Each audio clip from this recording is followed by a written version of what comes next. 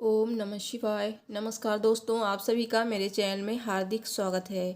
दोस्तों, आज हम जानेंगे चैत्र मास का शुक्ल पक्ष का प्रदोष व्रत कब है। प्रदोष व्रत भगवान विष्णु को प्रसन्न करने के लिए किया जाता है। इस व्रत में भगवान विष्णु की पूजा उपासना की जाती है। ज्योतिष शास्त्र के अनुसार चैत्र मास का अंतिम और हिंदू नव वर्ष का प्रथम प्रदोष व्रत चैत्र मास के शुक्ल पक्ष की त्रयोदशी के दिन रखा जाएगा।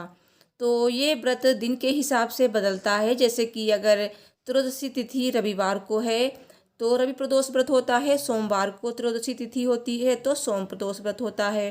तो धार्मिक मान्यताओं के अनुसार इस विशेष दिन पर भगवान भोलेनाथ की उपासना करने से साधकों की सभी मनोकामनाएं पूरी हो जाती हैं और जीवन में आ रही सभी बाधाएं समाप्त हो जाती हैं। तो आइए जानते हैं पूजा का मुहूर्त क्या रहेगा, प्रदोष काल का समय क्या रहेगा और प्रदोष व्रत किस दिन किया जाएगा, साथ ही पूजा विधि क्या रहेगी और प्रदोष व्रत का उद्यापन कब करना चाहिए और प्रदोष वाले दिन कौन सा काम भूल कर भी नहीं करना चाहिए। तो ये सारी बातें आपको मेरी इस वीडियो में पता चलेंगी और हम जानेंगे प्रदोष व्रत के उपाय। तो दोस्तों, वीडियो को लाइक और चैनल को जरूर सब्सक्राइब कर दीजिएगा और हमेशा की तरह कमेंट बॉक्स में ओम नमः शिवाय जरूर लिखिए। भगवान भोलेनाथ आपकी सभी मनोकामनाएं शीघ्र ही पूरी करेंगे। शास्त्रों में बताया गया है कि भगवान भोलेनाथ को प्रसन्न करने के लिए सोमवार और प्रदोष व्रत बहुत महत्वपूर्ण है। पंचांग के अनुसार चैत्र मास का दूसरा प्रदोष व्रत बहुत ही खास होने वाला है, क्योंकि ये व्रत सोमवार को पड़ने वाला सोम प्रदोष व्रत है। शिव जी के प्रिय दिन और तिथि का एक साथ होना अद्भुत संयोग माना जाता है। कहते हैं कि ऐसे संयोग में प्रदोष काल में शिव पूजा करने वाले की हर समस्या पूरी हो जाती है। चैत्र मास का सोम प्रदोष व्रत 3 अप्रैल 2023 सोमवार को है। त्रयोदशी तिथि के दिन जब भी सोमवार आता है उस दिन को सोम प्रदोष व्रत किया जाता है और इस दिन शाम के समय भगवान शिव प्रसन्न मुद्रा में कैलाश पर्वत पर नृत्य करते हैं और भक्तों की पूजा स्वीकार कर उनके दुख दोष दूर करते हैं। चैत्र मास के शुक्ल पक्ष की त्रयोदशी तिथि 3 अप्रैल 2023 को सुबह 6:24 पर शुरू होगी और अगले दिन 4 अप्रैल 2023 को सुबह 8:05 पर इसका समापन होगा। शिव पूजा का समय रहेगा शाम 6:40 से रात 8:58 तक 3 अप्रैल को। और धार्मिक मान्यताओं के अनुसार सोम प्रदोष व्रत करने से 2 गायों के दान के बराबर पुण्य फल की प्राप्ति होती है।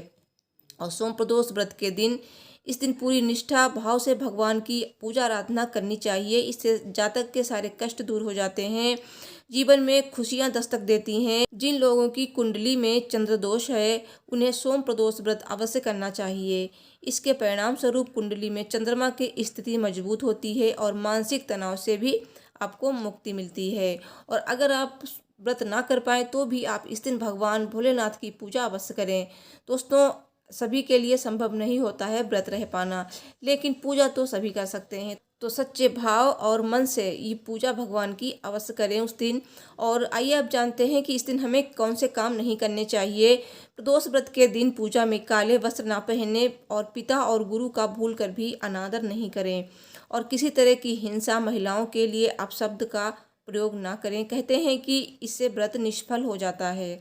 और जहाँ शिव जी की पूजा करनी है वहाँ साफ सफाई का विशेष ध्यान दें, घर में शांति का माहौल रखें। प्रदोष व्रत के दिन अगर आप व्रत रखना चाहते हैं तो आपको इस तरह से पूजा करनी चाहिए।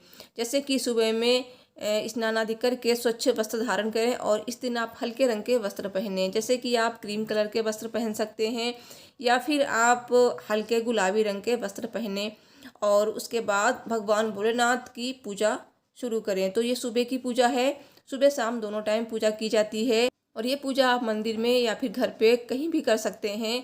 तो मंदिर को अच्छे से साफ कर लें, फिर भगवान भोलेनाथ का अभिषेक करें। पंचामृत से भी अभिषेक कर सकते हैं या फिर कच्चे दूध से, गंगा जल से, इस तरह से अभिषेक करने के बाद भगवान भोलेनाथ को वो सारी चीज़ें अर्पित करें जो भगवान भोलेनाथ को पसंद हैं। तो इस तरह से पूजा करने के बाद मंत्रों का जाप करें और एक दीपक जरूर प्रज्वलित करें और अंत में आरती करें, कथा अवश्य पढ़ें इस दिन। तो इस तरह से पूजा करने के बाद आपको पूरा दिन व्रत रखना है। तो व्रत में अन्न नहीं खाया जाता है, आप फलाहार कर सकते हैं। और शाम के समय प्रदोष व्रत के दिन प्रदोष काल यानी कि सूर्यास्त से कुछ समय पहले यानी कि 1 घंटा पहले, तो सूर्यास्त से 1 घंटा पहले और 1 घंटा बाद का समय प्रदोष काल का होता है। तो इस समय आप अपनी पूजा प्रारंभ कर दें। और जैसे पूजा आपने सुबह की है उसी तरह से आपको प्रदोष काल में भी भगवान भोलेनाथ की पूजा करनी है। पंचामृत से भगवान का अभिषेक करें और पुष्प, गंध, अक्षत, धूप, दीप, नैवेद्य से भगवान भोलेनाथ की पूजा करें। बिलपत्र चढ़ाएं, धतूरा चढ़ाएं। और इस तरह से पूजा करने के बाद आप भगवान भोलेनाथ के मंत्रों का जाप करें, कथा का श्रवण करें। और ये पूजा आपको उत्तर या पूर्व दिशा में मुख करके ही करनी चाहिए। और पूजा में जो भी चीज़ें भगवान को आप अर्पित करते हैं तो निरंतर आपको ओम नमः शिवाय मंत्र का जाप करते रहना चाहिए। और आप महामृत्युंजय मंत्र का जाप भी कर सकते हैं। महामृत्युंजय मंत्र है ओम त्र्यंबकम यजामहे सुगंधिम पुष्टिवर्धनम उर्वारुकमिव बंधनान मृत्योर्मोक्षीयमामृतात्।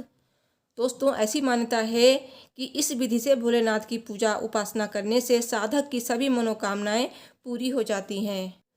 दोस्तों, प्रदोष के दिन ये बिल्कुल भी ना करें। अगर आपने व्रत रखा है तो भगवान शिव की प्रदोष काल में पूजा किए बिना भोजन ग्रहण ना करें।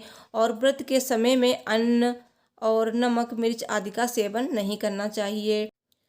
दोस्तों, अब जानते हैं कि प्रदोष व्रत का उद्यापन कब करना चाहिए। दोस्तों, इस व्रत को 11 या फिर 26 त्रयोदशियों तक रखने के बाद व्रत का उद्यापन किया जाता है। और व्रत का उद्यापन त्रयोदशी तिथि पर ही करना चाहिए। और उद्यापन की विधि अगर आप जानना चाहते हैं तो आप मुझे कमेंट में बताइए, मैं आपको पूरी विधि इसकी वीडियो में शेयर करूंगी। दोस्तों, प्रदोष व्रत की इतनी महिमा है कि अगर जो कोई भी व्रत रखता है तो उसको जन्म जन्मांतर के फेरों से निकलकर वो मोक्ष के मार्ग पर आगे बढ़ता है और उसे उत्तम लोक की प्राप्ति होती है। दोस्तों, सोम प्रदोष व्रत के कुछ उपाय भी कर सकते हैं, जैसे कि 27 गुलाब के लाल फूल चंदन के इत्र के साथ शाम के समय पति पत्नी दोनों मिलकर भोलेनाथ को नमः शिवाय 27 बार बोलकर अर्पण करें। ऐसा करने से दाम्पत्य जीवन में मधुरता आएगी और आपके सोचे हुए सभी कार्य सिद्ध हो जाएंगे। तो दूसरा उपाय आप ये कर सकते हैं, इस दिन राहु की शांति के लिए आप धतूरे का फूल चढ़ाएं शिव जी को। इससे सुख शांति आएगी घर में। और इसके बाद फल और मिठाई का भोग लगाएं। पूजा करते समय भगवान शिव के साथ साथ देवी पार्वती जी का भी ध्यान अवश्य करें। रुद्राक्ष स्वयं शिव का रूप माना जाता है।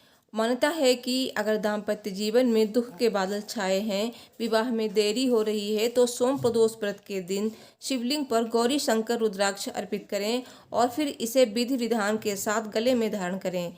कहते हैं कि गृहस्थ सुख के लिए ये रुद्राक्ष बहुत ही प्रभावशाली माना जाता है। अगर आप सोम प्रदोष व्रत की कथा सुनना चाहते हैं तो इसके लिए चैनल को सब्सक्राइब कर लीजिए। जब भी कथा की वीडियो अपलोड होगी आपको नोटिफिकेशन मिल जाएगा।